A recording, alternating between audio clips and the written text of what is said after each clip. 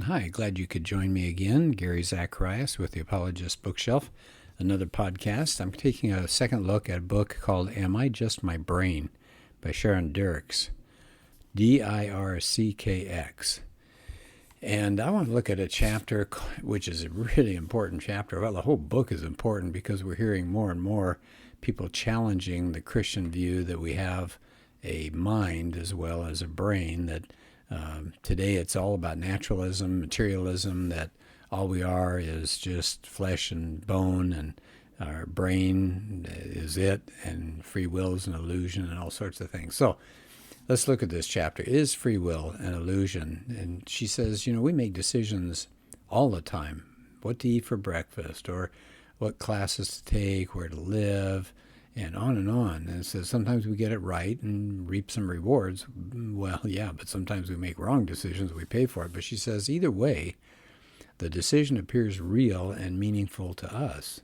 Yeah, it does. But she says, if we're just brains, are we really free in any sense? A number of scientists are starting to say no.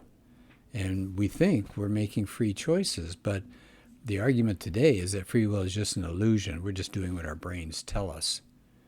And she uses as an example some writings by Sam Harris. And Harris wrote a book called Free Will. And he described a terrible, brutal attack on a family in Connecticut by two men. And according to him, the attackers couldn't have done anything any differently. They started out just to make it a robbery, but they ended up killing people in the house. And I'll just do a little part of the quote here from Harris. But he said, if I'd been in this man's shoes, talking about one of the murderers, if I had his genes and life experience and an identical brain in an identical state, I would have acted exactly as he did. There's no intellectual position from which to deny this. How can we make sense of our lives and hold people accountable for their choices given the unconscious origins of our conscious mind? Free will is an illusion. Our wills are simply not of our own making. Thoughts and intentions emerge from the background causes of which we are unaware and over which we exert no conscious control. We do not have the freedom we think we have. Now, isn't that grim? That is just absolutely grim.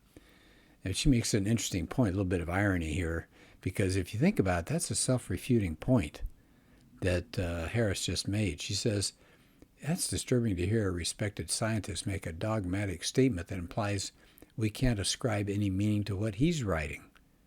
You ever think about that? That's really interesting. First of all, he didn't have, if he had no free will, then he had no choice about what to write. So why should we trust that what he wrote is accurate?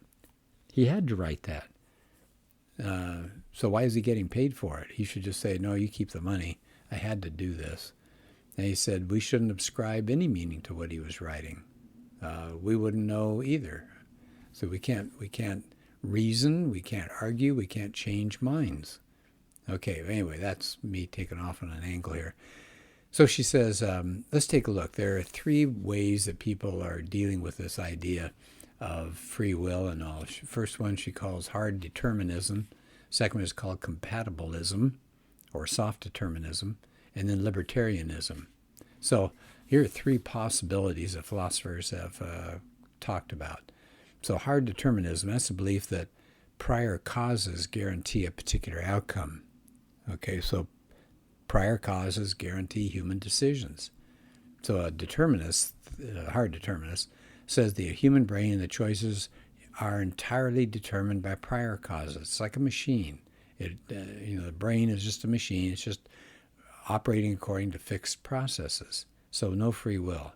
So as an example, that murderer, everything was determined by his upbringing and his genes and his brain activity on that day. Wow. Nietzsche also held that view.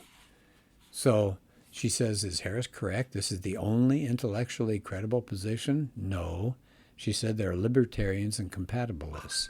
So we'll get to that one, those two views in just a second. According to those two views, libertarianism and compatibilism, the human will is not illusory. Libertarians say we always have the ability to choose freely without any constraint. And you have compatibilists argue that we're largely determined, but we could act freely under certain conditions. So let's take compatibilism. Here's the second view. So you got hard determinism, that's Harris. Now you got compatibilism, it's called sometimes soft determinism. It says the determinism is true, but it's also compatible, there's that word, with free will. We can act freely when we're not being constrained or seeking to fulfill our desires. So she says they see it kind of like flying an airplane. You've got autopilot, that takes care of much of the flight, but the pilot's still able to make decisions from the cockpit without coercion. So when it comes to the human brain, the compatibilists say it's hard to deny some level of determinism. You got genetics, you got upbringing that shapes the brain for a lot of people. And she says that fixed properties of the brain provide some structure and order, but we have the capacity, because of that, to act freely under certain conditions. David Hume held that view, and so does Daniel Dennett. She said actually a number of Christians are also compatibilists. Then you got the third position that are held by philosophers. That's libertarianism. And she says that its proponents say if determinism is true, there is no such thing as free will. So determinism and free will don't coexist. So libertarians believe human freedom means freedom from all constraints. That Sam Harris, if he was that killer, did have choice, and he did not have to commit those crimes. Any influences that we have from our genes or our upbringing or surroundings can be bypassed. We are the source. Our people are the source of their actions. Brains don't make choices. People make choices. The will resides in the mind of the person. So I think that's probably the general Christian position. She said, well, some libertarians will approach this idea, the fact that we're not hardwired to do things, because you look at the brain on the atomic scale. It's not locked into particular patterns or responses like we think. It may have some properties that explain free will. And she talks about Heisenberg's uncertainty principle, that you have brain tissue and blood tissue inside blood vessels and all, that we can know them with certainty in the brain. But at the quantum level, there's a lot of uncertainty. She says, there's one philosopher said, nature is fundamentally fuzzy. So some libertarians say that these quantum decisions there that are uncertain, that they're directed by the mind, and they describe it as somehow the mind impacts brain function without breaking any physical laws. Others say, well, that's just random and too small to exert any kind of changes. So there's an argument there going on. Opponents of libertarianism say, well, that kind of chaotic functioning brain, that's just not much of a threat to free will. This is a fixed and determined brain. She said libertarians also then talk about what they call downward causation. So she said the brain is plastic and it does respond to its environment. It doesn't just impact the mind impacts the brain. So downward causation says that there is not just a one-way traffic from the brain to the mind. There are lanes in the opposite direction from the mind to the brain. So we're not just at the mercy of our neurons. Well, that stuff's pretty head-scratching, isn't it? She said, let's go to the next section here. It's called free agents. She says most of the conversation surrounding free will is taken up with how the brain events can lead to mental events, how neurons impact thoughts, or in other words, how one domino causes the next one to fall. So if you're a physicalist, materialist, dominoes are all that exists. Just one falls, knocks another one down, knocks another one down, and that's how it's done. There's no free will. But she says, wait a minute. Anybody who's seen a domino cascade knows that there's one action that's crucial to its success that was not caused by a domino. There's a finger movement of a person that set it all going. So that's called agent causation. One event causes another and causes another, but there's a free agent that got the whole thing going. And if that's correct, then genuine libertarian freedom remains viable. Our brains don't make decisions. We make them as volitional human beings. Well, for a long time, she said, philosophers have debated this whole free will thing for many centuries, but it's been the rise of modern neuroscience that has led recently to attempts to undermine this idea of free will, and they've done it in the lab. I guess in 1983, there's a man named Lieber, Liber. He had a huge impact on this question. He had hooked people up to EEGs, and people were instructed to move their finger whenever they chose, and then they'd they would notice what was going on in the brain at the same time. And it was really controversial results. It looked like the brain started firing before the finger movement, even before the person consciously chose to move it. So the idea was, hey, we've proved determinism. The brain drives the person because the brain decided to do something even before the person said he or she decided to move a finger. Well, she says, what sense do we make out of all this data? But it said, if you really look at it, there were a lot of problems with this data. The decision to move and the firing of the brain occurred at the same time, and many of the people there. Later studies showed little or no early activity in the brain. So that seems to have kind of fallen apart. Then there's neurosurgeon Penfield, Manny Penfield. He started out as a materialist and did a lot of research on this. And here's what he found out. His research left him with no choice but to conclude that some activities of the mind cannot be accounted for by the brain. And it says even if impulses do arise in the brain without our being aware of it, we can allow them or we could stop them. We do that all the time. We have self-control. We resist temptation. She uses her example. Sometimes she has an impulse to eat sweets in the afternoon, but she says, I've got a choice. I can give in to this or eat something better for me that's on my desk. She said, my children occasionally have the impulse to whack their sibling over the head. But they have a choice whether to follow through or diffuse it some way. And so she said that seems to suggest something called free won't. Not free will, but free won't.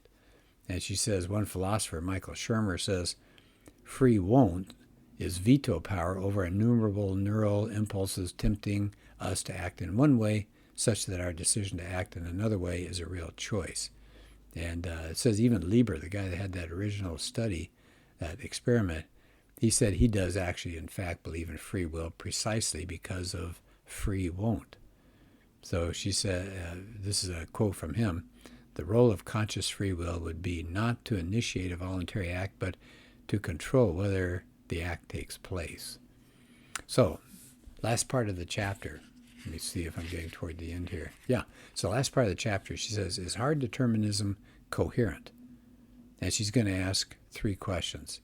So do we want to end up on hard determinism? Well, only if it'll pass helpful questions to test a belief or a worldview.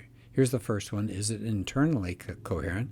Second, is it externally relevant? And third, can it be lived? So she says, look at these 3 questions when it comes to hard determinism. Is it internally coherent? Does it make sense, even according to its own reference? Well, no, she says, not really. Hard determinism makes it difficult to assert any personally held belief. She says, think about it. Religious people are accused of being programmed to believe in God, but you could flip it right around. You make the opposite case. The atheists have been programmed to reject God, or an agnostic has been programmed to sit on the fence. Hard determinism doesn't show any favoritism regarding one belief or over another. It makes personally held beliefs difficult to justify, and you can't critique them, including hard determinism. Really an interesting point. We're back to that self-refuting idea again here. She says if all thoughts are driven by some kind of mechanistic forces, it doesn't follow that the output of our minds will be rational. In other words, hard determinism brings human rationality under fire. Exactly right. If we're just subject to chemicals and neurons firing, why do we trust that? It seems like it throws rationality out the window. Here's that second question then. Does it have explanatory power? Does hard determinism make sense of the world around us? No, she says, not really. It doesn't make sense of the fact that we humans strive for autonomy. Secularists tell us free will is an illusion, but if that's true, why do we imagine it's real? I'll tell you, part of it too, of course, is if they say free will is an illusion, my question would be, so who's having the illusion? I'd say it's our minds. Well, we're back to the problem again, that they don't want to say there's a mind. Why strive for autonomy, she says, if human freedom is an illusion? There's a contradiction there. Are we free to make our own rules or not? Here's the third test, talking about a worldview of hard determinism. Can it be lived? She says, no, not really. We live as though our choices do mean something. We are considered morally responsible. We're accountable for our actions, good and bad. What do? We put people on trial. We put some people in jail. We put some people to death. We honor people. We talk about somebody being a hero. Well, we shouldn't say that. We shouldn't honor somebody doing something brave on the battlefield. If they're all determined, they're just doing whatever they had to do. Why would we get mad at Hitler?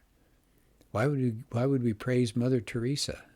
They're just doing what their genetics and what their brain chemistry told them to do. And then she goes back to that killer that Sam Harris talked about. Why punish him at all? If hard determinism is true, then moral responsibility is removed and the whole idea of justice is gone. So you can't punish bad behavior and you can't reward good behavior. She gives an example in the movie Hacksaw Ridge, a story of a Christian man, Desmond Doss. He was a pacifist. He served in World War II, and he did all sorts of wonderful things, rescuing men. Roughly 75 men were saved by him. Unbelievable sacrifice. We honor him. But she said, here's the problem. If there's no libertarian free will, there's nothing to honor. He couldn't have done otherwise. Everything forced him to do that. So I think that's a really powerful thing to talk about. All right, so I will wrap it up. I think we're kind of at the end of the chapter. Oh, yeah, I wanted to end on this. It's a long quote, so bear with me. It's from C.S. Lewis. How can we not do a podcast without C.S. Lewis? Absolutely not. So she talks about C.S. Lewis here and has a quote. She calls it his free won't quote. The odd thing was, this is C.S. Lewis, that before God closed in on me, I was in fact offered what now appears a moment of wholly free choice.